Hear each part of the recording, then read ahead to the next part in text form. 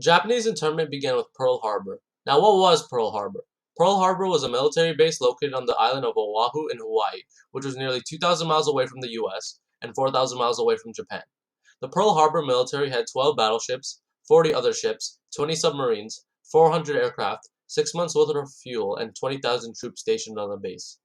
Japan wanted to extend the nation's control over the entire Pacific Ocean trade and become the dominant power in Asia.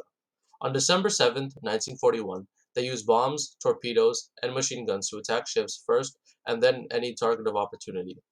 The Japan attack on Pearl Harbor damaged 19 ships, sank 10 ships, destroyed 300 airplanes, and killed 2,400 soldiers, sailors, and civilians. After the Japanese attack on Pearl Harbor, a fear of a Japanese invasion sparked in Canada. At the time, there were many Japanese people living in British Columbia. As the paranoia of the people in BC raised, Prime Minister Mackenzie King passed the War Times Measure Act on the Japanese people to secure BC's vote for the next election. Consequently, Japanese Canadian non citizens had no rights and could not legally refuse to obey. Moreover, Japanese Canadian citizens were treated as enemy aliens and also had no rights. In 1943, Canada's custodian of aliens liquidated all of the Japanese Canadians' possessions.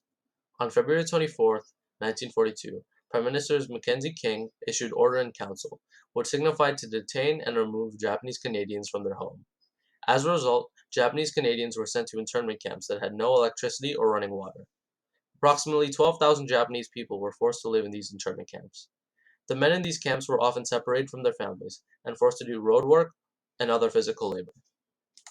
In 1986, it was shown that Japanese Canadians lost $443 million during the internment.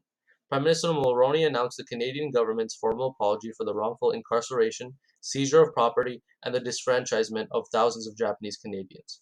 Consequently, Mulroney signed the Red Dress Agreement, which provided $21,000 for each person affected by the internment camps. The attack of Pearl Harbor created conflicts for Japanese Canadians as fear of an invasion grew throughout the country. However, the attack awoke up the sleeping giant of the US, a decision Japan would soon regret.